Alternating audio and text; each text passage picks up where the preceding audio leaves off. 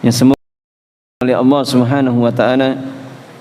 Alhamdulillah, dengan taufik dan hidayah dari Allah Subhanahu wa taala, Allah tundukkan hati kita semua menjadi hati-hati yang mencintai kebaikan. Allah tundukkan hati kita menjadi hati-hati yang membenci keburukan. Dan semoga Allah Subhanahu wa taala senantiasa memberikan taufik dan hidayah kepada kita sehingga kita bisa beristiqamah di atas jalan tauhid dan jalan sunnah ini. Dan insyaallah taala kita akan melanjutkan kajian kita, pembahasan syarah penjelasan dari masailul jahiliyah, perkara-perkara jahiliyah. Itulah perkara-perkara yang datang sebelum Islam dan telah diperingatkan oleh Allah Subhanahu wa taala dan Rasulnya untuk kita menjauhinya. Masuk di dalam perkara yang setelahnya, berkata penulis rahimahullah taala, iftikharuhum bi a'malihim at-thayyibah. Iftikharuhum bi a'malihim at-thayyibata, yaitu membanggakannya mereka terhadap amal-amal mereka yang baik, yaitu membanggakan amal-amal saleh atau amal-amal ibadah. Al-mas'alatu sadisatu wa tis'un, perkara yang ke-96. Kata beliau rahimahullahu ta'ala, al-iftikharu bi wilayatil baiti. Al-iftikhar yaitu membanggakan dengan penguasaan terhadap Baitullah Al-Haram. Fadhammahumullahu biqaulihi, maka Allah mencela mereka dengan firman-Nya, mustakbirina bihi samiran tahjurun. Ini celaan untuk orang-orang kafir Quraisy yang mereka diberikan amanah untuk mengurusi Baitullah Al-Haram atau Ka'bah. Maka mereka mustakbirina bihi, mereka menyombongkan kedudukan mereka ini, samiran tahjurun, dengan mencela ketika kalian itu berbicara di malam hari. Kata Asy-Syarih Syekh Fauzan hafizahullah taala, min masailil jahiliyah, termasuk dari perkara-perkara jahiliyah, annahum yaftakhiruna biqiyamihim alal masyair, bahwasanya mereka yaftakhirun, membanggakan diri, alal masyairi, terhadap tempat-tempat dari syiar-syiarnya Allah Subhanahu wa taala. Masyair jamak dari apa? Masy'arun, yaitu tempat-tempat syiarnya Allah Subhanahu wa taala. Sebagaimana Allah Subhanahu wa taala telah menjadikan tempat-tempat tertentu sebagai syiar-syiarnya, yang Allah muliakan tempat-tempat itu melebihi tempat-tempat yang lain.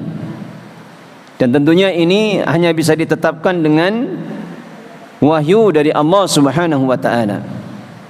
Artinya kita tidak bisa menetapkan tempat ini berbarokah, tidak bisa menetapkan tempat ini adalah tempat yang utama untuk kita beribadah di dalamnya, kecuali sesuatu yang ditetapkan oleh syariat. Sebagaimana Allah mengutamakan Masjidil Haram dibandingkan dengan masjid-masjid yang lain. Allah utamakan sebagian dari tempat-tempat di kota Mekah sebagai tempat-tempat syiar haji, manasik-manasik haji, dari Arafah, demikian juga Mina, Muzdalifah. Kemudian Allah muliakan dari apa yang namanya tanah haram, yang Allah muliakan orang-orang yang beribadah di dalamnya, maka dia mendapatkan keutamaan yang besar yang tidak bisa didapatkan di tempat lain. Ya, sebagaimana juga Allah muliakan waktu-waktu tertentu dibandingkan dengan waktu-waktu yang lain. Maka kita tidak bisa menetapkan keutamaan atau kemuliaan dari tempat-tempat tertentu kecuali dengan apa yang dijelaskan oleh syariat. Maka mereka membanggakan biqiyamihim, yaitu apa yang mereka lakukan, mereka usahakan terhadap tempat-tempat syiarnya Allah Subhanahu wa ta'ala. Bisadanatiha, sadana maknanya khidmah, dengan memberikan pelayanan kepadanya. Wa tanzimiha, dan mengaturnya. Wa rifadatil wafidina ilaiha, rifadah artinya melayani, membantu, al-wafidina dari utusan-utusan, tamu-tamu yang datang untuk melakukan ibadah haji, ilaiha kepadanya. Sebagaimana orang-orang Quraisy di zaman dahulu, maka mereka juga mengagungkan apa yang namanya ibadah haji. Sehingga dijelaskan oleh para ulama dari apa yang disebutkan di dalam beberapa hadis tentang pengagungan orang-orang Quraisy terhadap orang-orang saleh zaman dahulu, yang kemudian mereka jadikan sebagai bentuk pengagungan itu dalam wujud patung atau berhala. Mereka diberikan namanya dengan nama Latta, Uzza, Manat. Maka di antaranya Latta itu dikata Latta yalutu latan, dari salah satu pendapat para ulama, yaitu dulunya adalah orang yang saleh yang Latta yalutu itu senang biasanya membuat adonan tepung. Kemudian karena cintanya kepada ibadah haji, gembiranya mereka dengan berdatangnya tamu-tamu, berdatangan tamu-tamu ke Mekah Al-Mukarramah, maka mereka sedekahkan dari adonan-adonan tepung itu kepada tamu-tamu yang datang. Ya, mereka betul-betul muliakan itu. Ya, kalau sekarang semangat seperti itu masih ada, meskipun bukan di bulan Ramadan, banyak orang yang bersedekah, terutama di hari Senin dan Kamis. Di waktu banyak orang yang melakukan puasa sunnah, itu banyak sekali makanan-makanan yang disedekahkan oleh orang-orang yang ada di sana. Baik. Kemudian wasiqayatil hajij, dengan mengalirkan air atau memberikan minum kepada orang-orang yang berhaji. Fahum yaftakhiruna bihadzal amali, maka mereka membanggakan dengan amal-amal ini. Mustakbirina bihi, mereka sombongkan kedudukan mereka. Biwilayatil baiti, dengan mengatur, menguasai Baitul Haram, Baitullah Al-Haram, wa bi khidmatil baiti asy-syarif, dan memberikan pelayanan kepada Baitullah Al-Haram yang mulia. Wa bi khidmatil wafidina ilaihi, dan memberikan pelayanan kepada tamu-tamu yang datang berhaji kepadanya. Yaftakhiruna bihada ala ghairihi minal arab, maka mereka menyombongkan diri dengan kedudukan mereka ini dibandingkan dengan selain orang-orang yang tidak punya kedudukan ini, dari selain mereka, dari kalangan orang-orang Arab. Makanya kata para ulama, di antara perkara yang menjadikan penghalang mereka itu menerima dakwahnya Rasul sallallahu alaihi wasallam, karena kebanggaan mereka terhadap kedudukan ini. Mereka merasa bangga, mereka yang dimuliakan untuk mengurusi Masjidil Haram atau mengurusi Baitullah Al-Haram, sehingga mereka menganggap itu adalah kedudukan yang mulia, kedudukan yang agung di sisi Allah Subhanahu wa ta'ala. Baik. Fahada min umuril jahiliyah. Maka ini termasuk dari perkara-perkara jahiliyah. Lianna khidmata buyutillahi ibadah. Dikarenakan melayani atau memberikan pelayanan terhadap rumah-rumah Allah adalah ibadah. Fala yajuzu lil insani ayaftakhira bil ibadah. Maka tidak boleh bagi seseorang untuk membanggakan dengan ibadahnya. Li'annahu yataqarrabu biha ila Allah. Dikarenakan itu adalah bentuk bertaqarrub, mendekatkan diri dengan ibadah-ibadah itu kepada Allah Subhanahu wa taala. La yuridu sanaa'a minan nas.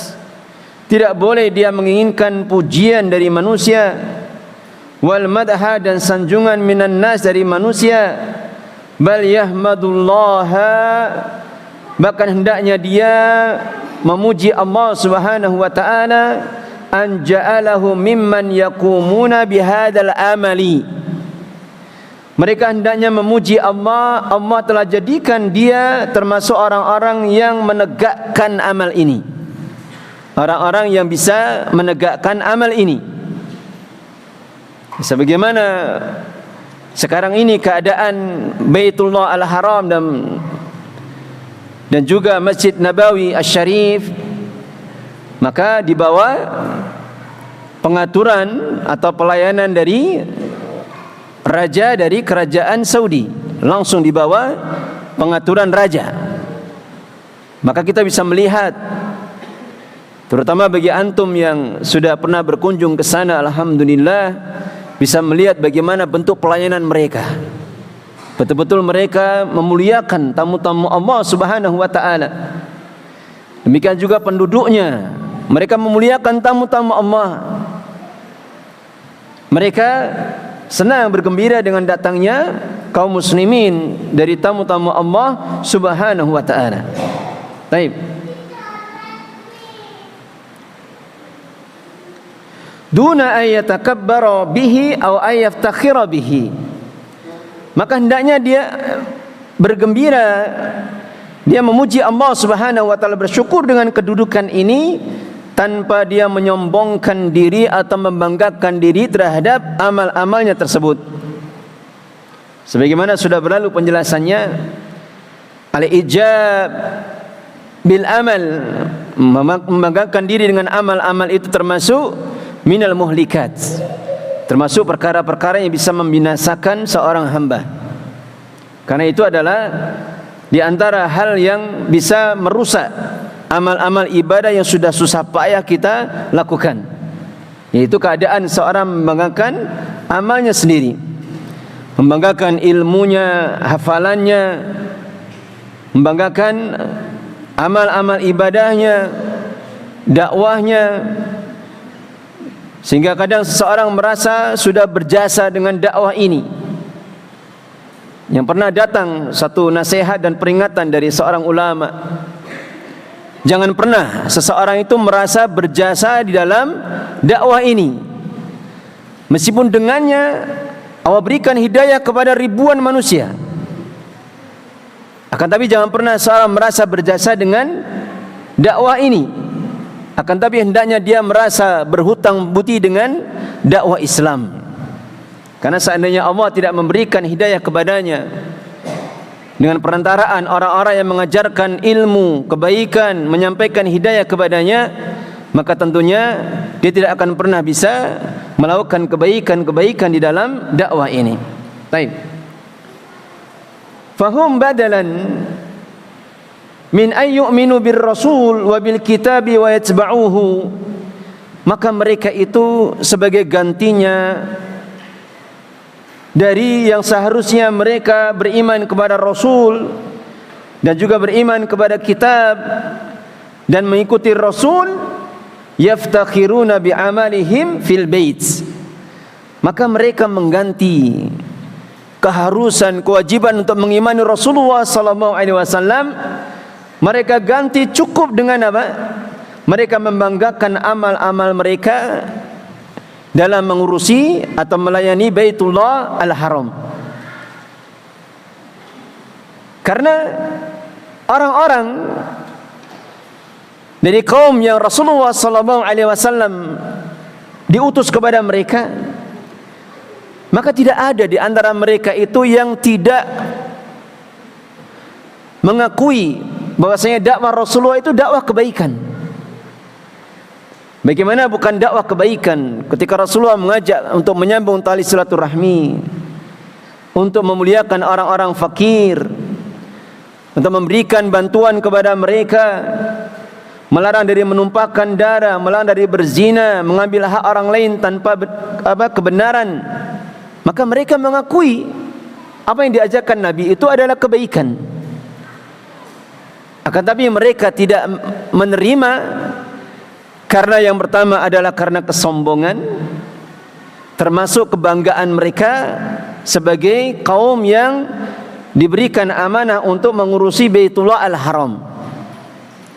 Sebagaimana ini keadaan keumuman dari orang-orang yang menentang dakwah Nabi dan dakwah Rasul sallallahu alaihi wasallam. Sebagaimana penjelasan yang sudah berlalu, sampai orang yang paling kafir di muka bumi ini dari apa yang disebutkan di dalam Al-Quran, siapa dia?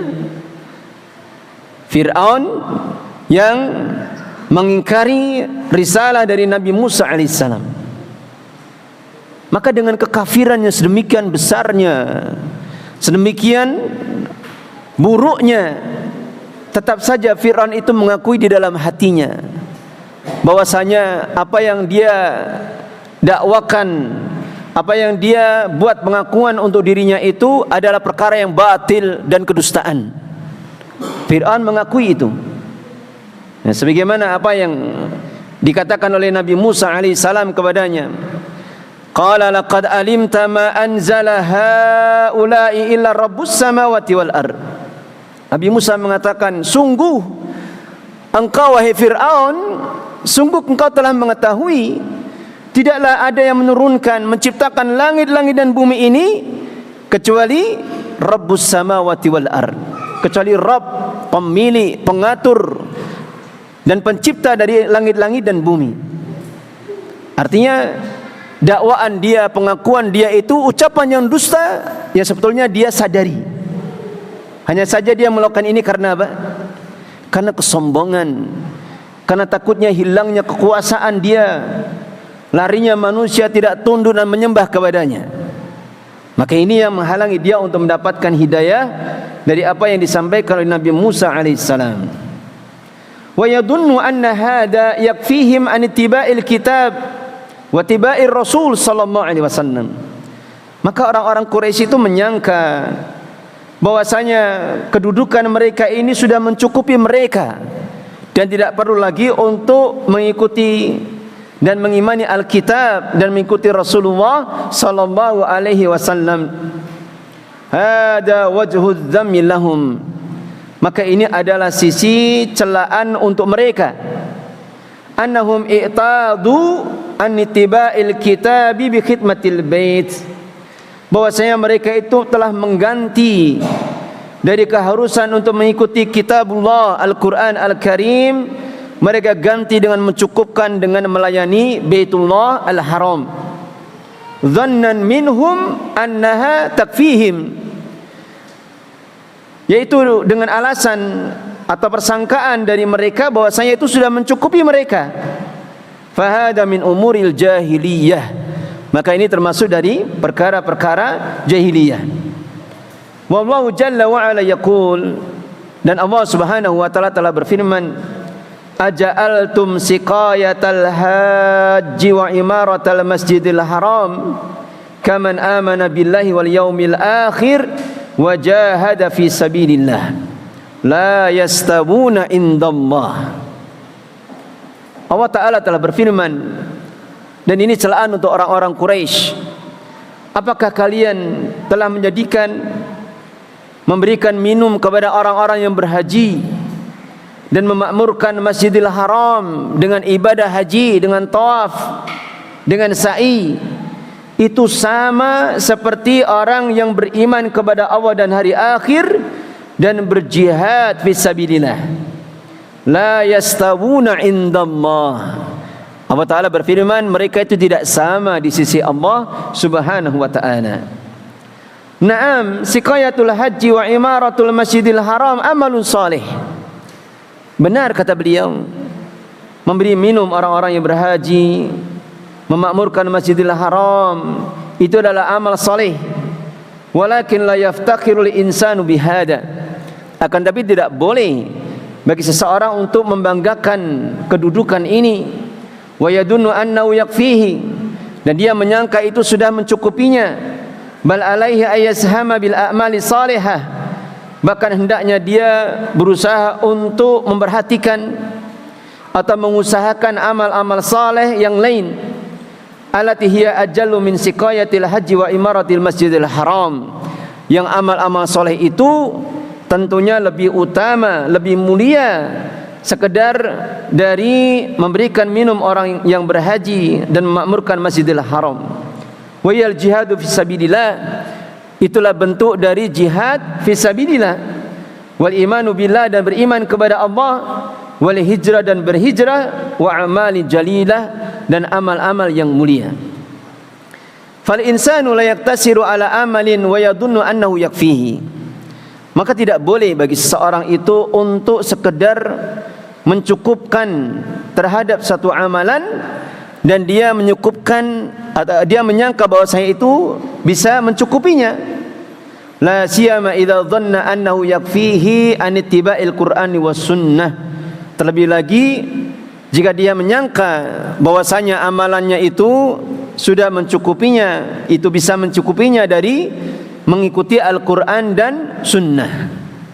Wal'an, dan sekarang ini, hunaka man yadunnuna anna suqnahum fi Makkah wal Madinah, ada di sana orang-orang yang menyangka bahwasanya tinggalnya mereka di Mekah dan Madinah takfihim anil amal, sudah mencukupi dari beramal.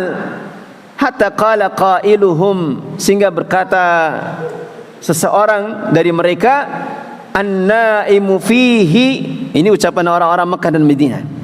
An-naimu fihi, itu sekedar tidur di Masjidil Haram dan Masjid Nabawi, ya ini Al-Haram, tanah haram, khairun minal qaimi fi ghairihi, itu lebih baik daripada orang yang berdiri salat di tempat yang lain.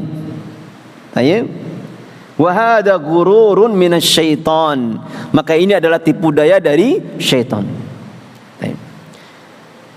Memang ada keutamaan sebagaimana dijelaskan oleh para ulama bahwa ketika Allah mengutamakan, melipat gandakan pahala orang yang salat di Masjidil Haram, itu sebagian para ulama mengatakan keutamaan ini juga mencakup masjid-masjid yang lain yang ada di tanah haram.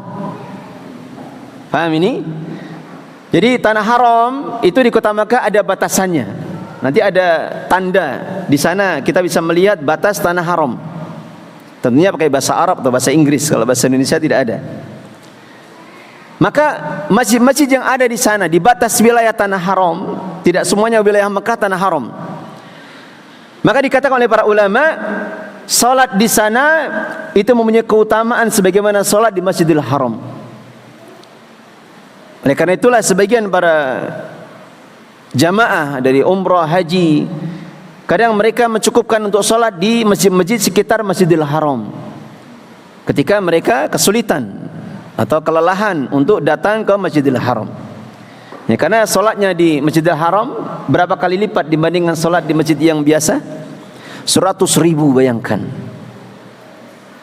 Mungkin akan terbetik ya fikiran, wah betapa beruntungnya para penduduk Mekah itu. Betapa beruntungnya mereka. Mereka salat sekali, salat duhur, salat asar, salat maghrib. Sekali salat bisa dapat pahala 100.000 kali lipat dibandingkan orang yang salat di masjid biasa seperti di masjid kita ini. Akan tapi ada hal-hal yang penting untuk kita fahami, bahwa meskipun mereka mendapatkan keutamaan seperti itu, akan tapi kebalikannya, kalau mereka berani berbuat perkara dosa, kemaksiatan di tanah haram, maka dia pun akan mendapatkan kelipatan dosa melebihi dilakukannya dosa di tempat yang lain. Jadi jangan dianggap remeh. Makanya hati-hati ya. Kalau antum diberikan kemudahan, kesempatan oleh Allah berkunjung ke sana, hati-hati, dijaga itu. Jangan karena wah selesai umroh, tenang, sudah lega, main HP di hotel, buka sana, buka sini, ada keharaman kemaksiatan di sana. Hati-hati. Maka dosa itu lipat gandakan itu. Karena perbuatan dosa kita itu dilipat gandakan sebagaimana amal-amal ibadah itu dilipat gandakan. Sebagaimana disebutkan ayatnya dalam surah Al-Hajj, "Wa may yurid fihi bidzulmin biilhadin wa may yurid fihi bidzulmin biilhadin nudhiqhu min adzabin alim." Barang siapa yang menginginkan untuk dia itu melakukan perbuatan yang menyimpang di dalamnya dengan melakukan kezaliman, karena dosa kita lakukan itu maknanya kedzaliman juga kepada diri kita sendiri, maka kami akan timpakan kepadanya adab yang pedih. Fihi di sana itu fihi yaitu di tanah haram.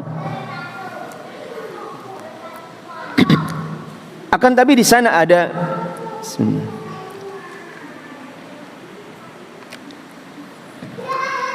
hal-hal yang bisa memberikan hiburan untuk kita.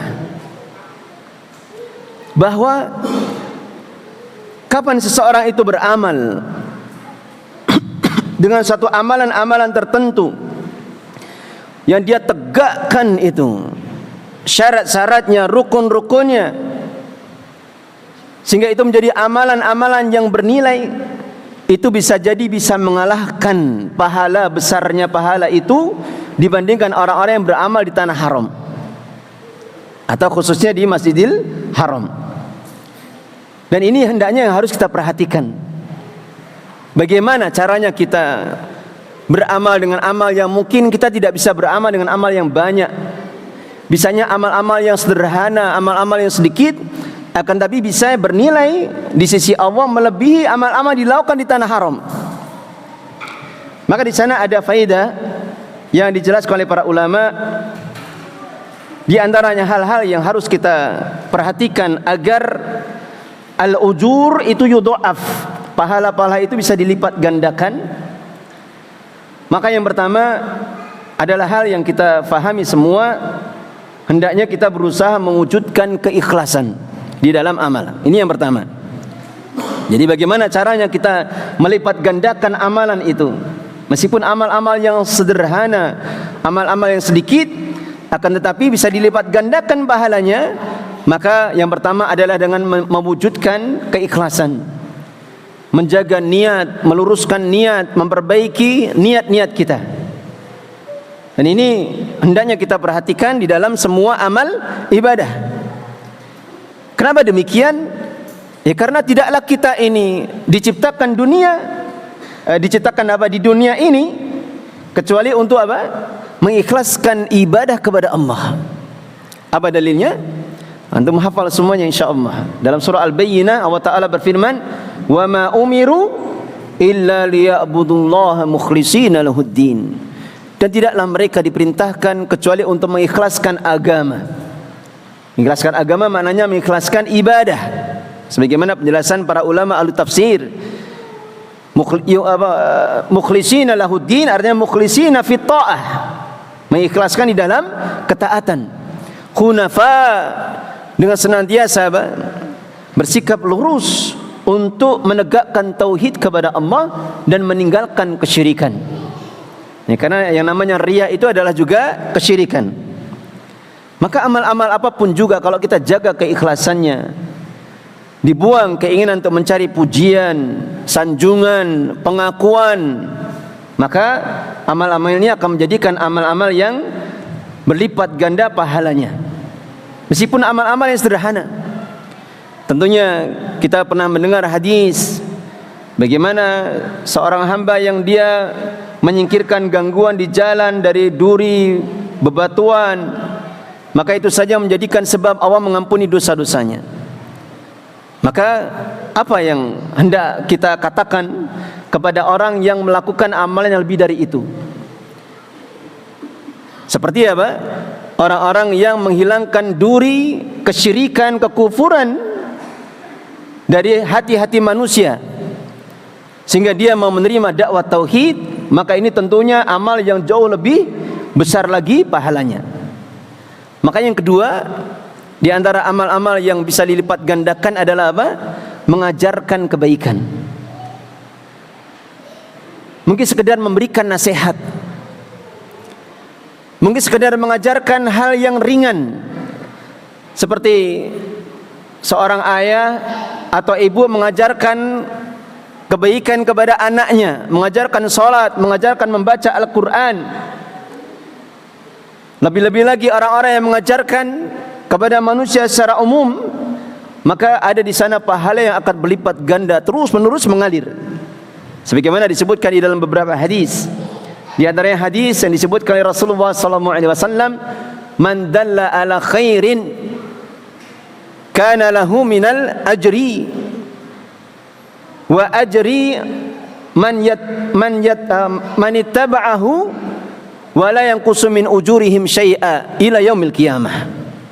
Barang siapa yang menunjukkan kebaikan, mengajarkan kebaikan, mengajarkan ilmu, maka dia akan mendapatkan pahala karenanya, ditambah lagi pahala orang yang melakukannya, dan tidak mengurangi pahala mereka sedikit pun sampai hari kiamat. Jadi kalau kita mengajarkan ilmu kepada orang lain, dia amalkan ilmu itu, kemudian dia ajarkan lagi kepada orang lain, terus dia ajarkan lagi kepada orang lain, maka berapa pahala yang akan didapatkan. Maka ini adalah kesempatan bagi kita untuk bisa mencari pahala yang berlipat ganda. Baik. Kemudian yang kedua, yang ketiga ya, adalah al-jam'u bainal mahabbah wal khauf wal raja fi qalbi inda iqamil ibadah. Itu kapan seorang beribadah, maka dia kumpulkan, berusaha kumpulkan itu rasa cinta kepada Allah, kemudian rasa takut amalannya tidak diterima, dan harapan amalannya diterima di sisi Allah Subhanahu wa taala. Dia kumpulkan. Seperti kalau kita melakukan ibadah salat, kita kumpulkan tiga perkara ini. Kita lakukan salat karena cintanya kita kepada Allah, kepada syariat salat ini, sehingga muncul di dalam hati kita pengagungan kepada ibadah. Senang ketika mendengarkan azan, senang untuk datang di awal waktu, bukan kalau sudah imamnya dia takbir baru dia datang. Maka ini bentuk apa? Bentuk pengagungan kepada ibadah. Maka seperti ini akan diberikan pahala berlipat ganda. Sebagaimana apa yang disebutkan di dalam hadis, sudah berlalu penyebutannya. Pernah datang seorang pemuda datang kepada Rasulullah SAW bertanya tentang apa? Mata taqumu sa'ah. Kapan datangnya hari kiamat? Maka Rasulullah justru bertanya kepadanya, ma'adatta lisa'ah. Apa yang kamu persiapkan untuk menghadapi hari kiamat? Maka pemuda ini seakan-akan mengatakan, ya Rasulullah, saya tidak bisa mencari bekal, mengumpulkan bekal dengan salat yang banyak, dengan puasa yang banyak, dengan sedekah yang banyak.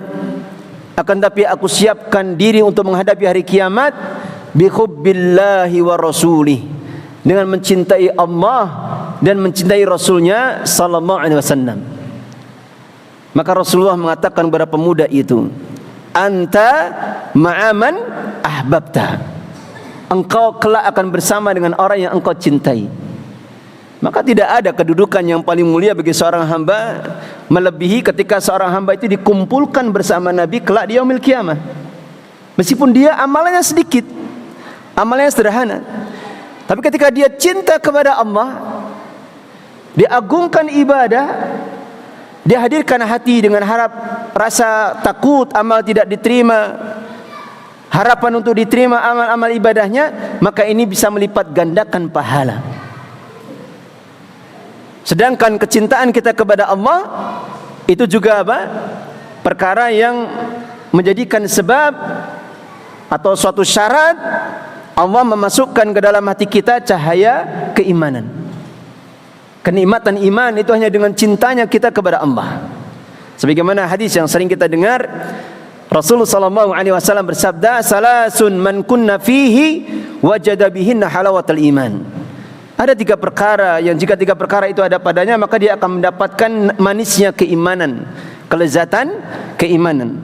Maka perkara yang pertama apa? Ayakunallahu wa rasuluhu ahabba ilaihi mimma siwahuma.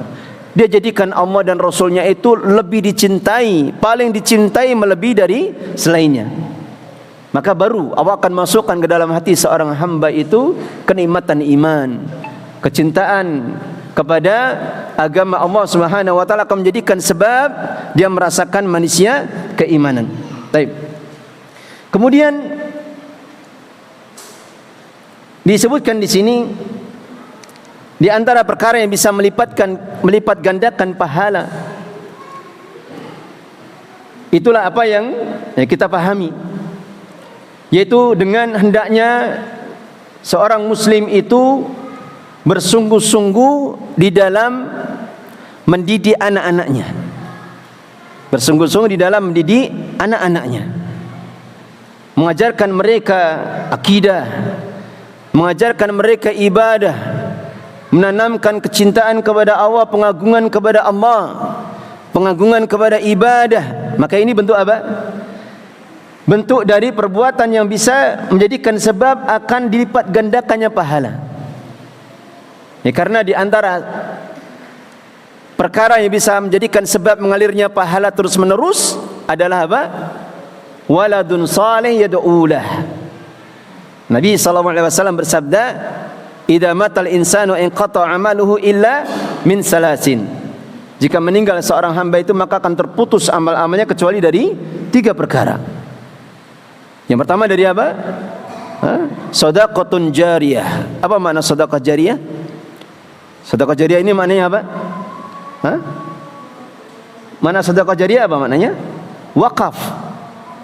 Ya, karena kalau sedekah biasa itu tidak akan mengalir, selesai dimanfaatkan, selesai pahala. Tapi kalau wakaf, yaitu maknanya sesuatu yang nilainya tetap, terus menerus dimanfaatkan oleh kaum muslimin sampai hancurnya, maka terus menerus pahala akan mengalir. Membangun masjid, membangun apa? Madrasah, kemudian membuat sumur, selama itu dimanfaatkan maka akan terus pahala mengalir. Kemudian yang kedua apa? Ilmun yuntafa'u bih, ilmu yang bermanfaat. Kemudian yang ketiga, waladun salih yad'ulah, anak yang saleh yang bisa senantiasa mendoakan untuk kedua orang tuanya. Maka ini akan menjadikan sebab mengalirnya terus pahala. Makanya kita jangan pernah bosan, pernah merasa capek, letih.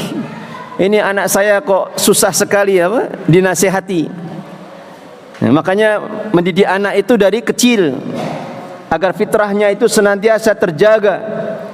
Bukan mendidiknya kalau sudah dewasa baru diajarkan kebaikan-kebaikan, maka itu lebih susah lagi. Kecuali Allah membukakan hatinya untuk mendapatkan hidayah. Yang kadang kita mengalami sendiri bagaimana kebanyakan kita mendapatkan hidayah ketika sudah dewasa. Dari kecil kita tidak pernah mengenal mungkin sebagian di antara kebaikan-kebaikan. Baik. Kemudian juga di antara apa yang bisa melipat gandakan pahala adalah bersabar ketika beramal. Bersabar ketika beramal. Karena Allah Subhanahu wa taala berfirman, ditambah ya, bersabar dan beristiqomah di dalam beramal. Bersabar dan beristiqomah di dalam amal. Karena Allah Subhanahu wa taala berfirman, "Innama yuwaffas sabiruna ajrahum bighairi hisab."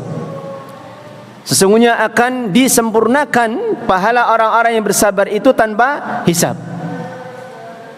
Artinya pahala kesabaran itu pahalanya yang adalah pahala yang besar yang tidak akan bisa dihitung, diketahui kecuali Allah Subhanahu wa taala sendiri yang mengetahuinya. Demikian juga amal-amal yang istiqomah. Ya, dia bersabar dalam beramal, kemudian dia jaga istiqomahnya. Meskipun itu amal-amalan yang sedikit, maka itu juga akan bisa menjadikan berlipat gandanya pahala. Karena di antara keutamaan orang-orang yang beristiqomah, kapan dia tidak bisa melakukan suatu ibadah yang dia biasa lakukan ibadah itu, maka tetap akan ditulis baginya pahala yang sempurna. Kata Nabi sallallahu alaihi wasallam, "Idza maridal abdu aw safara lahu mislu ajri kana ya'malu sahihan mukiman." Barang siapa ada seorang hamba yang dia sakit atau dia sedang bersafar, dia tidak bisa melakukan sebagian ibadah-ibadah rutinitasnya, maka dia akan mendapatkan pahala seperti apa yang dilakukan ketika keadaan tidak bersafar dan ketika keadaan sehatnya. Maka ini juga suatu hal yang bisa melipat gandakan pahala. Baik.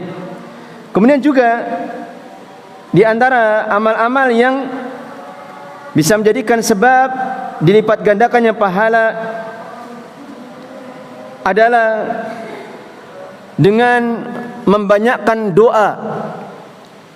Membanyakkan apa? Doa.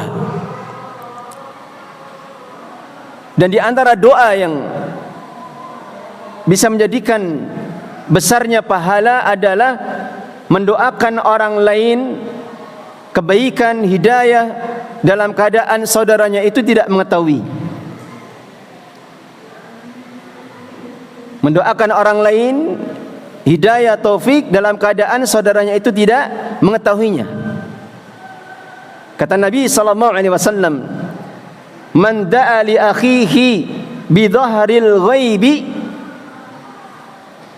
yaqulul malaku walaka bimislih." Barang siapa yang dia mendoakan saudaranya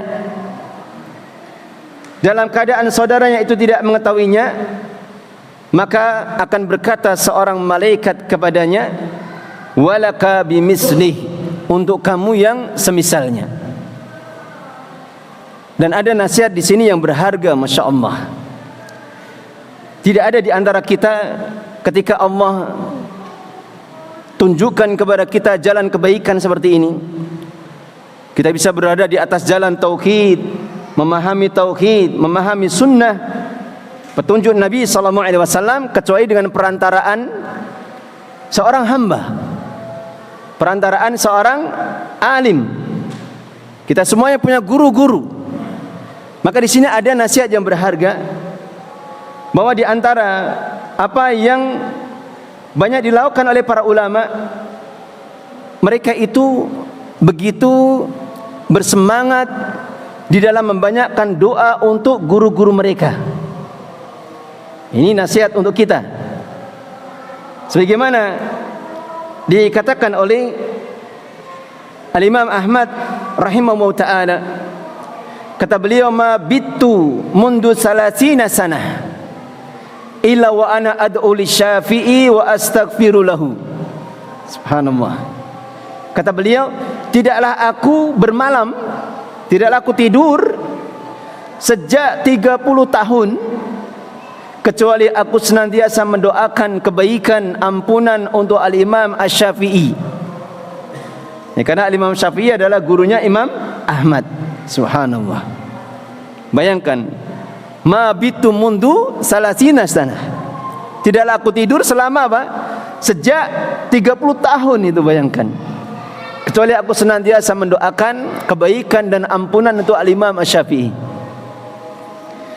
Kemudian juga disebutkan oleh Al-Imam Abu Hanifah untuk guru beliau Hammad, ma shallaitu salatan mundu mata Hammad illa istaghfartu lahu ma'a walidi wa inni la astaghfiru liman ta'allamtu minhu aw 'allamani ilman. Kata Imam Abu Hanifah, tidaklah pernah aku salat sejak Hammad, yaitu guru beliau rahimahullah ta'ala, meninggal, kecuali aku senantiasa mendoakan ampunan untuknya bersama dengan ampunan untuk kedua orang tuaku. Jadi setiap kali beliau salat, sejak meninggalnya gurunya beliau Hammad rahimahullah ta'ala, senantiasa beliau mendoakan ampunan untuk gurunya. Wa inilah astaghfiru liman ta'allamtu minhu aw 'allamani ilman. Dan sungguh aku senantiasa memintakan ampun kepada siapa yang pernah mengajari kebaikan kepadaku, atau aku pernah berguru atau mengambil ilmu darinya. Subhanallah. Maka betapa indahnya ketika hati kita ini dijadikan hati yang senang mendoakan saudaranya, khususnya orang-orang yang pernah memberikan kebaikan untuk kita, meskipun sekedar mengajari alif ba ta. Dulu masih ingat itu. Oh, dulu waktu saya kecil diajari bapak fulan orang kampung, doakan apa? Ampunan, doakan hidayah. Doakan hidayah. Dulu saya pernah diajari untuk memahami ilmu ini, ilmu itu, maka kita berusaha untuk mendoakannya. Baik. Kemudian faedah yang terakhir ini untuk para ummahat. Kadang ada sesuatu yang mungkin kurang terpahami. Jadi kadang para ummahat muncul di dalam hati-hati mereka, sebagaimana juga dialami oleh para sahabiah di zaman dahulu.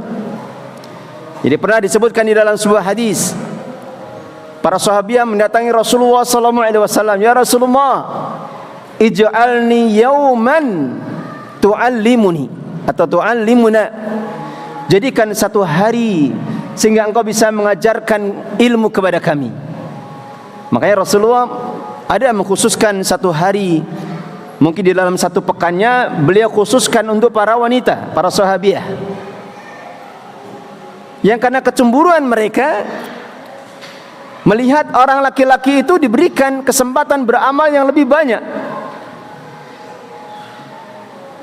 Para laki-laki diberikan kesempatan untuk bisa sholat Jumat, sholat jamaah.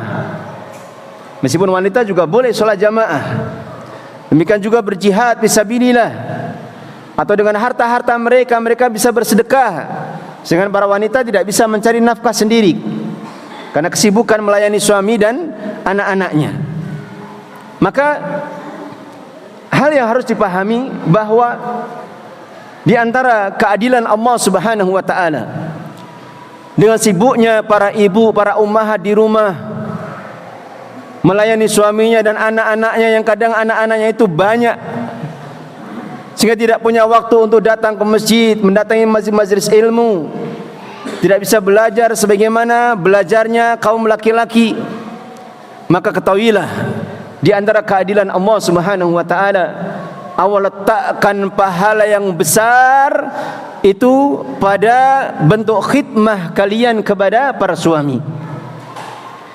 Maka dengan khidmatnya seorang wanita, seorang istri kepada suaminya, mungkin sekedar melayaninya, memasakkan untuknya, untuk anak-anaknya, mencucikan bajunya, membersihkan rumahnya, merapikan tempat tidurnya, sehingga suami senang dan ridho kepadanya, maka itu bentuk ibadah yang besar di sisi Allah Subhanahu wa taala. Karena Allah menjadikan keridhaan Allah itu terletak dari keridhaan suami kepada istrinya.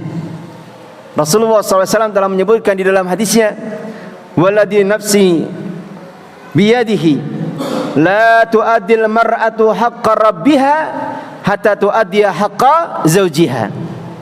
Demi zat yang jiwaku ini ada di tangannya, sungguh seorang wanita itu tidak akan bisa dianggap dia telah menunaikan hak Allah Subhanahu wa taala sampai dia menunaikan hak suaminya. Oleh karena itulah ketaatan seorang istri dalam perkara-perkara yang ma'ruf kepada suaminya itu adalah perkara yang wajib. Dan jangan disangka bahwasanya ibadah-ibadah yang banyak, akan tapi itu bukan ibadah-ibadah yang wajib, itu lebih besar pahalanya dibandingkan dengan ketaatan seorang istri kepada suaminya. Makanya keliru kalau ada misalkan seorang istri, dia izin kepada suaminya, izinkan aku untuk puasa 6 hari di bulan Syawal. Kalau puasa Ramadan boleh dilarang? Boleh dilarang? Ya tidak boleh, karena itu wajib. Tapi puasa-puasa sunnah seperti puasa 6 hari di bulan Syawal, waduh, ini pahalanya besar nih. Bisa apa? Seperti puasa 1 tahun penuh. Rugi kalau saya tidak puasa. Tapi ketika suami melarang, dan itu dipertimbangkan karena kemaslahatan dan mudaratnya, Dan kapan seorang istri itu membangkang, "Enggak, saya pengen puasa saja," maka sungguh ketahuilah bahwa saya ketaatanmu kepada suami itu lebih besar pahala dibandingkan pahala puasa 6 hari di bulan Syawal. Ya, tapi tentu saja tidak boleh suami kemudian melarang sesuatu yang seandainya itu dilakukan akan mendatangkan kemudaratan. Artinya dipahami, ini istri saya punya semangat, punya azam, himmah untuk senang berpuasa, maka selama dia tidak melalaikan kewajibannya, maka biarkan saja. Meskipun suami berhak, misalkan suatu saat di siang hari dia ingin melampiaskan keinginannya kepada istri, maka istri tidak boleh menolak. Dan bersenang-senangnya istri dengan suaminya itu lebih besar pahalanya dibandingkan pahala puasa sunnahnya pada hari itu. Maka ini hal yang harus dipahami.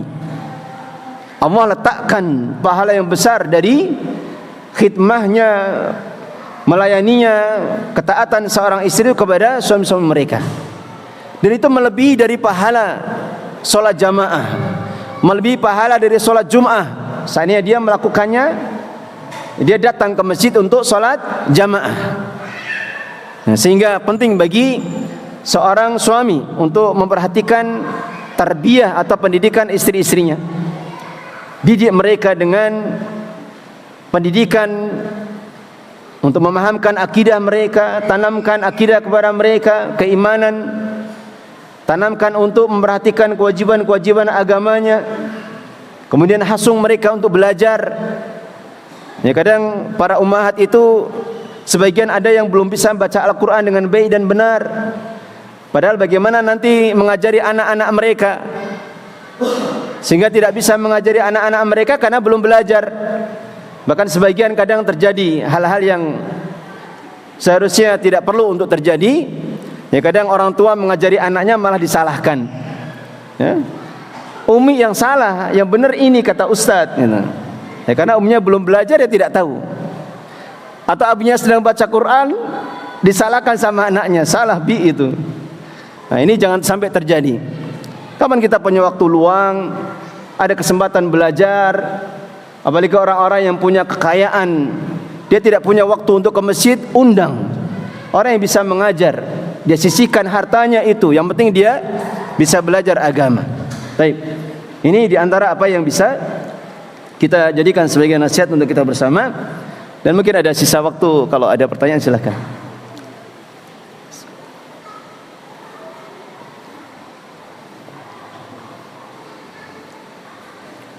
Fadhal. Agak keras sedikit. Naam.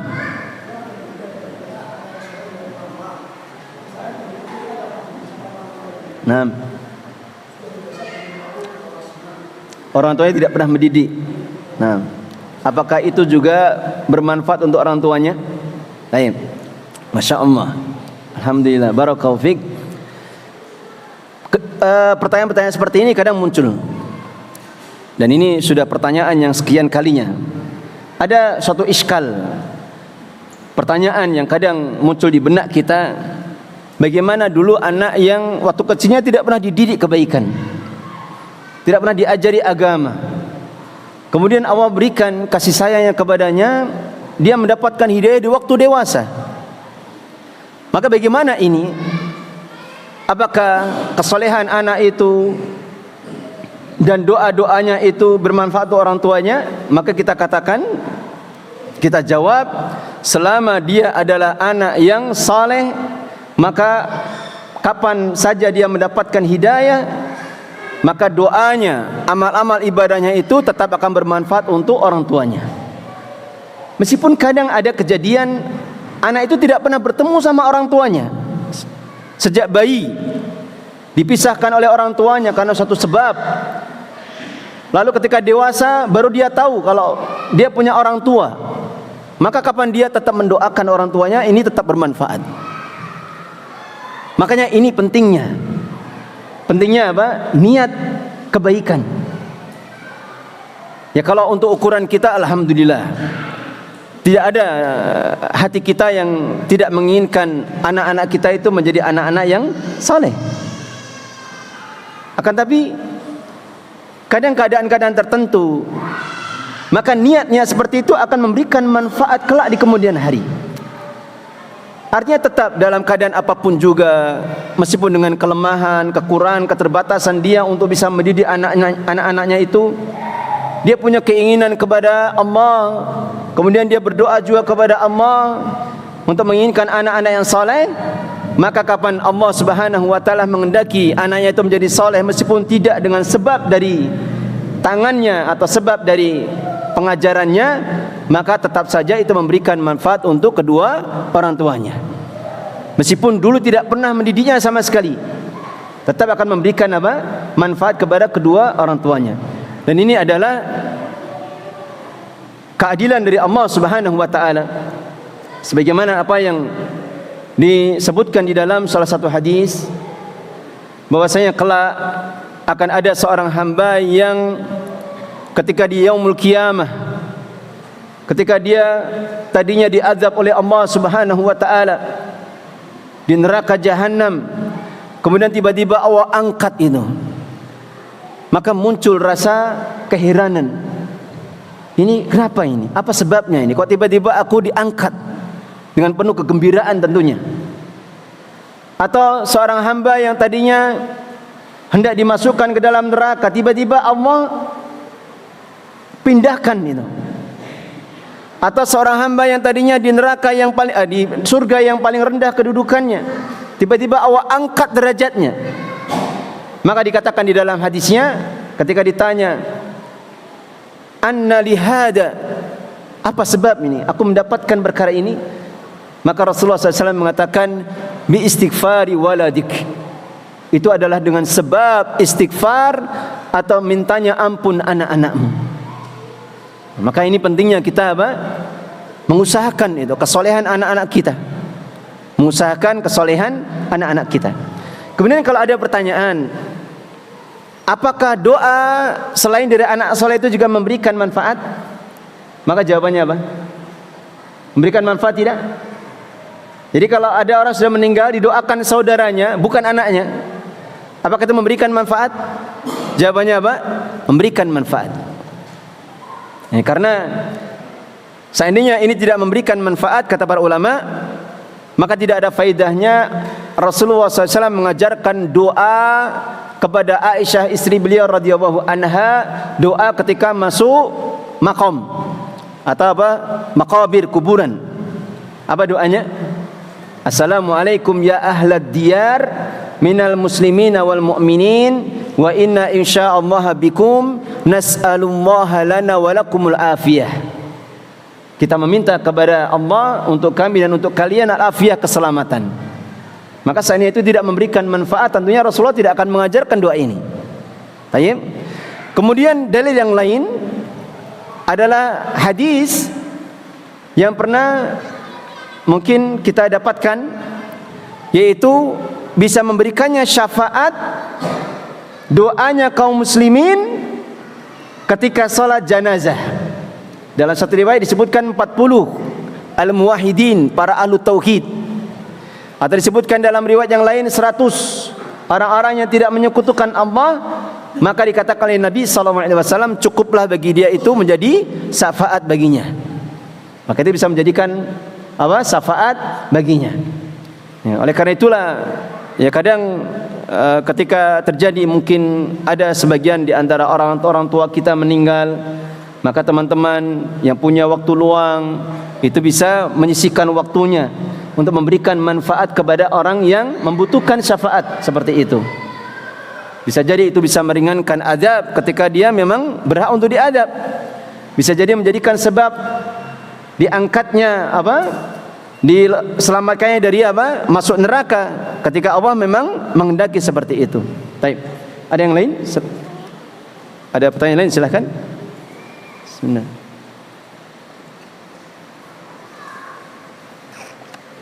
Kalau tidak ada, kita cukupkan. Semoga apa yang kita kaji bermanfaat untuk kita semua, menambah ilmu kita dan menambah keimanan kita kepada Allah Subhanahu wa taala. dan kita meminta kepada Allah untuk senantiasa memberikan taufik dan hidayah kepada kita untuk bisa mengamalkan ilmu kita. Karena seandainya di dalam satu majlis ilmu hanya satu faedah saja yang bisa kita amalkan, maka itu sudah kebaikan yang sangat besar. Maka kita berdoa di dalam doa yang diajarkan oleh Nabi SAW, Allahumma inni as'aluka ilman nafi'ah. Ya Allah, aku minta kepadamu ilmu yang bermanfaat. Artinya ilmu yang bisa menjadikan kita ini mudah mengamalkannya, dan ilmu yang bisa memberikan asar pengaruh kebaikan kepada diri kita. Akhiru da'wana walhamdulillahirabbil alamin. Subhanaka Allahumma bihamdika asyhadu an la ilaha illa anta astaghfiruka wa atubu ilaik.